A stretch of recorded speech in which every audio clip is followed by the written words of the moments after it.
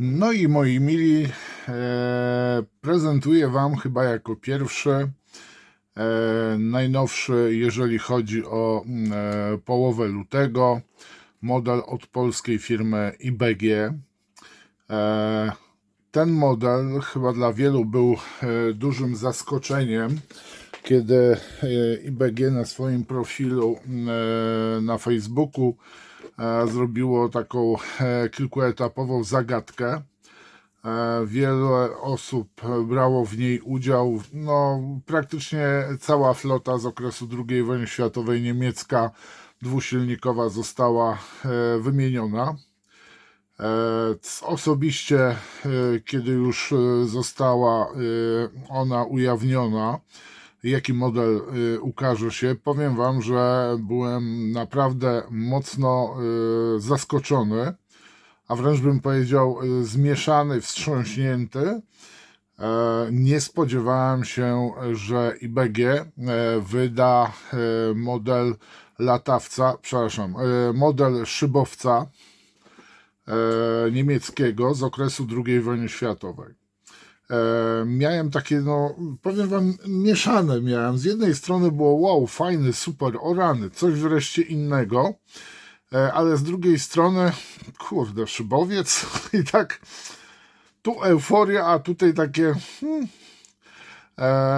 ale po dłuższym czasie, jak oczekiwałem właśnie, aż dorwę ten model, będę mógł go już zamówić i dostarczyć do sklepu, powiem Wam, że niesamowicie jestem mile oczywiście zaskoczony i tu IBG naprawdę zrobiło niesamowitą robotę. Jest to, pamiętajcie, model, który tak naprawdę był wydany do tej pory przez Italerii i to albo jeszcze dawniej. I jest to bardzo odważny krok na chwilę obecną, jeżeli chodzi o wydawanie modeli. Tym bardziej w skali 1,72. Ja powiem Wam, życzę IBG, sobie też, bo będę miał sprzedaż, tak? Jak najlepszej sprzedaży tego modelu, bo myślę, że wielu modelarzy chce coś nowego. Już ma dosyć kolejnych Messerschmittów, kolejnych Focke-Wulfów, kolejnych Hawker Hurricane'ów, co tam jeszcze będzie? No, Curtiss, dobra. Więc modele ciągle się powtarzają. Czekam teraz oczywiście na Spitfire od IBG, też w skali 1,72. I życzę jak najlepiej IBG, żeby naprawdę troszeczkę zrobiło porządku na rynku. I chciałbym też, żeby wreszcie IBG zaczęło te modele, które wydało w 7.2, wypuszczać w skali na przykład 1,48, ale osobiście chciałbym, żeby na przykład niektóre modele były wydane w skali 1,35, 1,32, bo na przykład Dora byłaby takim przykładem idealnego modelu Focke-Wulfa, z tym, że tych wersji, no tu by trzeba było wybrać kilka sztuk, ale powiem Wam, 4.8 myślę, że robiłaby niesamowitą furorę. Tym bardziej, że IBG naprawdę odwaliło niesamowitą robotę przy modelach właśnie Focke-Wulfów. Teraz dobra, bo już zagadam wszystkich. Pudło jest naprawdę duże. Czekajcie, może nie w calach. Długość pudełko ma 40,5 cm. Szerokości. Jezu, nie jestem kierowcą. 26 cm. No jeżeli chodzi o wysokość, to powiem Wam, tutaj nie ma szału. Jeżeli chodzi o wysokość, 6 cm. No i teraz tak, co nam IBG zapodaje po bokach? No, swoje Focke-Wulfy rewelacyjne. Ten jest bardzo dobry, ten combo, taki zestaw, gdzie są dwa, posłuchajcie, Focke-Wulfy 9 i 11 z czerwonym spodem, które ściągały na ziemię Messerschmitty 262. No i tu mamy teraz, producent daje nam raz, dwa, trzy, cztery malowania. Nie wiem, czy to malowanie z Artboxu to nie jest przypadkiem lądowanie na Krecie, no ale sobie na wyspie Kreta oczywiście. No i teraz sobie zajrzymy do puzderka. No, powiem Wam, że będzie co oglądać, więc dane techniczne, w ogóle informacje o tym niemieckim szybowcu, samolocie, bo będą też wersje silnikowe, znajdziemy właśnie tutaj w instrukcji, ale jest też link do specjalnej takiej broszury wydanej przez IBG właśnie, gdzie są wszystkie warianty tego szybowca pokazane. Tutaj widzę, projektantem 3D był Paweł Mularczyk. No i oczywiście research, IBG, załoga. No i powiem Wam, duży format instrukcji.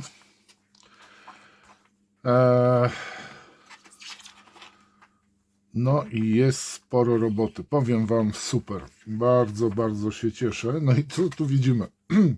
Raz, dwa, trzy, cztery, pięć, sześć, siedem, osiem, dziewięć.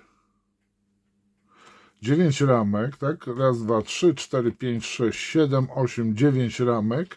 Duży zestaw kalkomanii. Ten ze szczęką, z zębami jest rewelacyjny. No i mamy oczywiście blaszkę fototrawioną. IBG wypuściło również sporo zestawów żywicznych, wydruków 3D, poprawionych elementów tego modelu. To mi się trochę nie za bardzo podoba, ale to jest moje zdanie, bo no nieważne. Proszę bardzo, składanie wnętrza, od tego zaczynamy, no bo jakby żeby inaczej. Kolejne etapy sklejania. Nie za bardzo wiem, czym się różni to od tego, że chyba jak leży, tak? Jak jest zamontowane. Opcjonalne siedzenia dla wersji transportowej, pomnik krok 9-10, tak? Aha, czyli po prostu możemy sobie te siedzenia złożyć. Nie montować, mamy siedzenia złożone, nie mamy tych pośrodku też.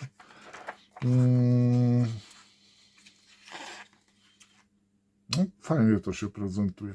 Powiem Wam, że ten model będzie bardzo fajnie można pokazać wewnątrz i tak samo przez to, że jest dość duże oszklenie kabiny, będzie widać właśnie kabinę pilotów, nawigatora. No i tu musimy się spodziewać przynajmniej 6 wariantów wersji właśnie tego szybowca. Tu mamy wózek, który z tego co widać chyba odpada przy starcie, ewentualnie nie wiem, muszę to doczytać sobie, czy on jest na stałe zamontowany, czy tylko do startu, a dalej szoruje brzuchem po lądowisku. No i co my tu mamy ciekawego? Tu mamy pierwsze malowanie i szybowiec z początku produkcji seryjnej służył do przewozu zaopatrzenia z lotnisk do Libii, skąd ewakuowano rannych, został utracony 17 października 1941 roku. Wow, bardzo ciekawy wariant, czyli to jest wersja afrykańska. Kolejne malowanie szybowiec rozbił się 20 stycznia 1942 roku podczas przymusowego lądowania na lotnisku w Szajkowka. Załoga zginęła. No to jest ciekawa historia tego szybowca. Tu mamy kolejny szybowiec na przełomie 43 i 44 roku.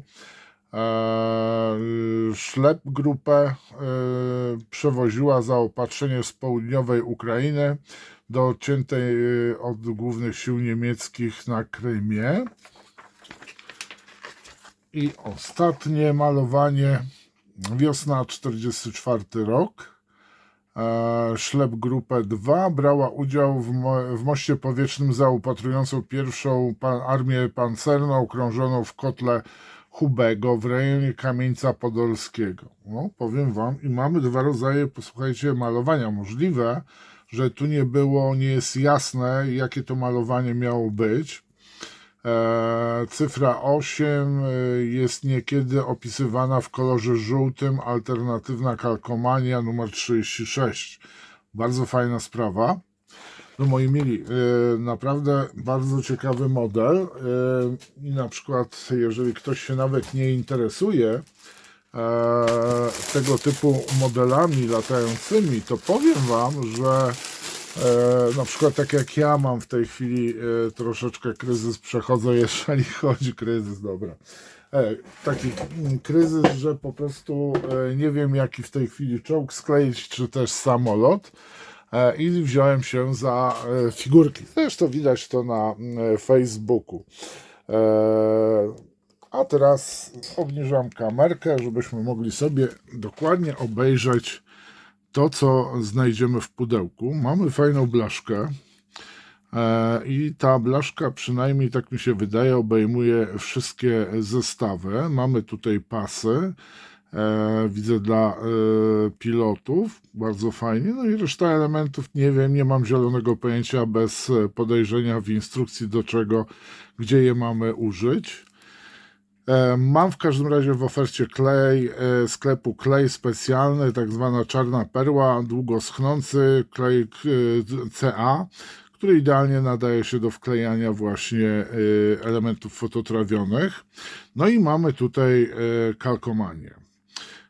I tu widzimy, że to jest zestaw tylko i wyłącznie do tego właśnie zestawu, czyli zestawu ukrywającego się pod numerem 72573. Druk Techmod. No i faktycznie tutaj IBG daje nam możliwość wklejenia albo żółtej ósemki, albo czerwonej ósemki. Oj, chyba uciekłem z kadru. Tak prezentuje się kalkomania. No i biorę, nie będę tutaj po kolei ramkach skakał, tylko po prostu bardzo fajnie, że strunowa torebka, no i oszklenie. No i powiem wam, że cholera robi to wrażenie. Proszę bardzo, tak prezentuje się osłona, oszklenie kabiny pilota. No powiem wam, że już zaczął podbijać moje serce ten model. Powiem wam, że fajnie by było, gdyby teraz IBG na przykład zrobiło Dakotę. To bym się nie pogniewał. I widzę, że tutaj troszeczkę trzeba czasami skleić sobie coś innego, żeby docenić to, co się skleja. Bardzo fajne są tutaj otwory w oszkleniu. Fajnie to wygląda. Brakuje mi w tym zestawie takim podstawowym, tak jak teraz sobie kupujemy, wiecie czego od IBG? Zachęcajcie też, nie wiem, jakoś motywujcie może IBG, żeby dodawało maski do tego zestawu, do tych swoich zestawów, bo to by było po prostu the best of, gdybyśmy znaleźli tutaj jeszcze maski. Maski oczywiście IBG wydało, ale musimy je dokupić.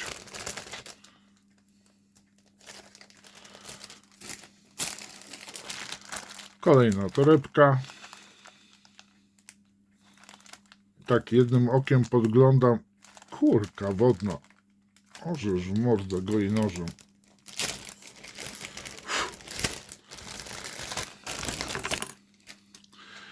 No i tutaj mamy ramkę J i dwie ramki L. Tak, dwie ramki L. To te są rameczki właśnie. No i tu mamy elementy podwozia. Powiem wam, że bardzo ładnie to jest wszystko wykonane. Sami patrzcie, podziwiajcie. Na ekranie nie widać tego, widzę, że plastik jest dużo ciemniejszy, jeżeli chodzi o szarość. A powiem wam, no i mamy ugięcia oczywiście tutaj w oponach. Tu mamy właśnie tego elementy podwozia, haki, płozy różnego typu.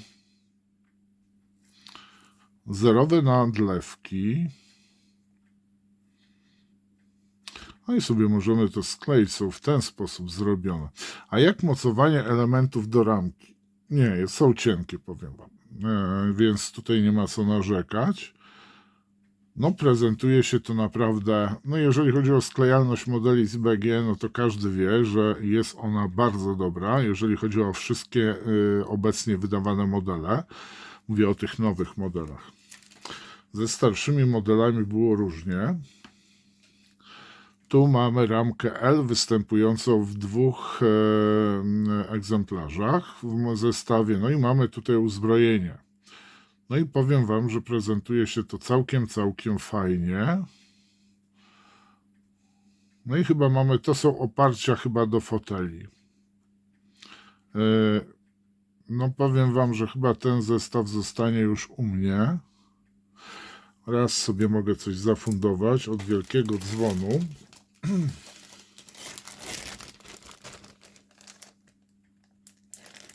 Chyba tym przewożono, posłuchajcie, można było transportować kubelwageny. I nie wiem, czy sobie takiej wersji nie zrobię, bo mam kubelwageny z Akademii. Mam też koła żywiczne, tank models do kubelwagenów. A jak żeby? Tak, żeby te po prostu koła od tych starszych modeli kubelwagenów naprawdę miały ręce i nogi. Ten model zupełnie inaczej będzie wyglądał. O kurde, która to ramka jest? Teraz szukam. Dobra, patrzę, licho. Powiem wam, że detal jest niesamowity. Nie muszę brać szkieł powiększających, bo widzę, że akurat z tej odległości idealnie. Wow. To jest oczywiście przednia część całego kadłuba. A jak wewnątrz? No ładnie to wygląda. Tak wygląda podłoga. O, zobaczcie, jak fajnie to jest zrobione. Mamy taką małą tabliczkę od razu. Możemy sobie, jak ktoś zrobi sobie podstawkę, no to sobie może od razu to przyczepić, ładnie pomalować, że to jest model Gota. No co prawda to jest akurat ogólna nazwa 242, jeżeli chodzi o szybowce bezsilnikowe. Tu mamy tył. Bardzo ładnie wykonane to wnętrze jest. Tu mamy elementy utrzymujące stelaż skrzydeł. No tu mamy przekrój całej goty, czyli widzicie, to jest samo wnętrze, jeszcze jest dookoła. I to naprawdę, tu mamy zastrzały do skrzydeł.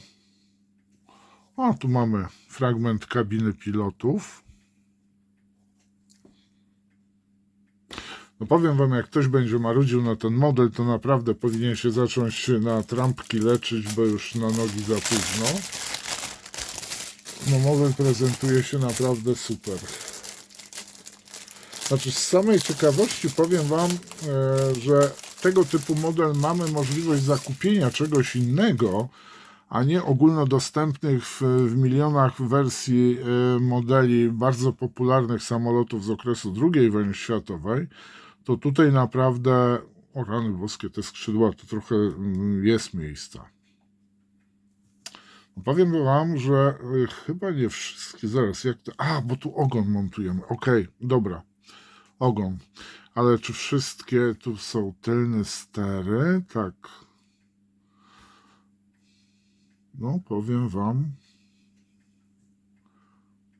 Holender rewelacyjnie, tylko zastanawiam się, czy my używamy, to są do sterów, to składamy, tak, to tak, czy tych elementów niektórych nie używamy, bo są to elementy, które będą potrzebne nam, to jest ramka B w ogóle, do sklejenia, posłuchajcie, silnikowej wersji, bo tak trochę dużo tego się robi, a widzę obok siebie leżące elementy kadłuba, skrzydeł.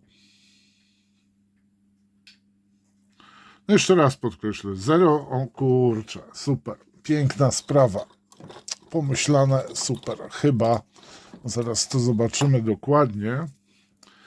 No i to jest właśnie to, o co Polska walczyła. Zwróćcie uwagi, to jest lotka.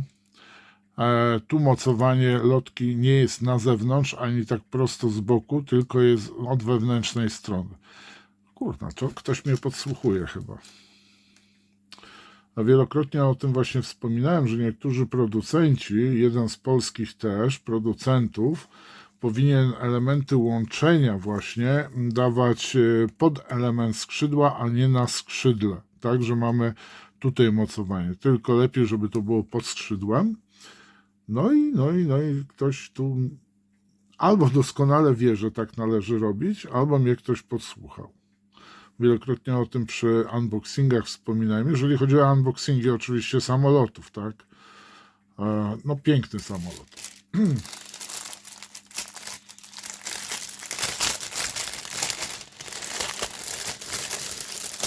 No, pobierając jak szczerbaty na suchary, powiem.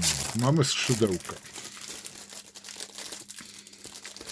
Powiem wam, że nie będzie to malutki modelik. Będzie on widoczny, nie jakaś popierdółka.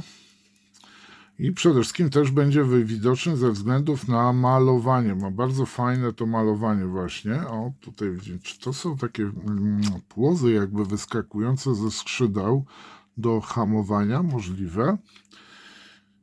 No i tu mamy tak, część stateczników, mamy ogon, znaczy mocowania, jak mogę tak powiedzieć, tak? Nie jestem jakimś specem od samolotów. No, w każdym razie do tego mocujemy, bo ma dwa takie ogony, no tak jakby kadłuby. I powiem wam, że to naprawdę prezentuje się, będzie bardzo ładny model. Co tu dużo mówić. No to w ogóle ramka A. Od wnętrza jest fajnie zrobili, że jest matowe wszystko. Nie jest to plastik błyszczący, tylko matowy.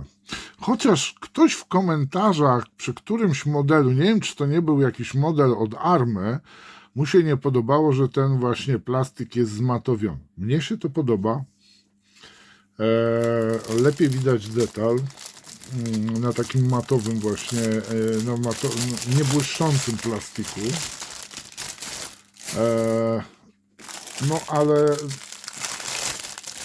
nie wszystkim to może odpowiadać. Na razie zetknąłem się tylko z jedną taką opinią. No i proszę bardzo. Tadą.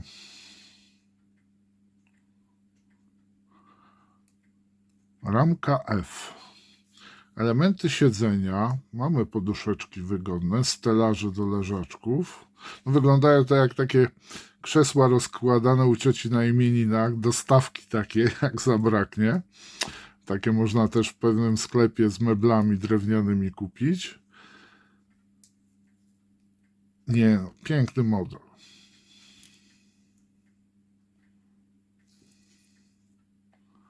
Bajka. I zapraszam Was też do zapoznania się oczywiście z farbami do modeli właśnie Luftwaffe od firmy Mission Models. Niedługo będzie film prezentujący możliwości i troszeczkę powiem na temat tych farb, jak i również właśnie niedawno była dostawa farb AMO do malowania właśnie AMO standardowe, jak i również AMO Atom, właśnie też do samolotów Luftwaffe. No i ostatnia ramka, ramka D. To jest chyba stelaż ogona. Chyba. Troszeczkę jest wygięta, jakby za szybko została, ale widzę, że elementy są całe. Nie widać tutaj zagięć, a jeżeli ktoś myśli, że to jest zagięcie, to jest profil po prostu tyłu. Tak, dokładnie. Ten ogon jest tak troszeczkę, tył samego kadłuba jest wyprofilowany. Kurczę, pióro. Przepiękny model. Naprawdę tutaj IBG niesamowicie wpadło na pomysł wyprodukowania tego modelu. Nie dość, że niespotykane, to na dodatek, posłuchajcie, bardzo przepięknie wykonany model. I coś innego, no, można tak powiedzieć, tak? No bo ten latawiec, przepraszam, szybowiec transportowy, tak, desantowy, no to bo tutaj też pamiętajcie, że lądowali w tych szybowcach lądowali również spadochroniarze. Tymi szybowcami, tak, desant spadochronowy lądował. Nie wiem, czy skakali, powiem wam, z tych szybowców. Możliwe, że z tych, które były napędzane silnikami, to owszem, ale z tamtych to chyba troszeczkę wyprodukowano tylko. Ale czekam na ten model, właśnie wariant zasilany 2 silnikami tego szybowca. To wszystko z mojej strony. Posłuchajcie, ja jestem tym modelem zachwycony. I nie wiem, czy niedługo nie zorganizuję jakiegoś warsztatu. Naprawdę tylko i wyłącznie pogratulować. Tutaj pozostaje, no, bez wazeliny, moi mili. Tutaj po prostu naprawdę to jest bardzo wartościowy, ciekawy dla kolekcjonerów model. I wreszcie coś innego. Dzięki wam serdecznie za uwagę. Pozdrawiam was. Trzymajcie się. Cześć.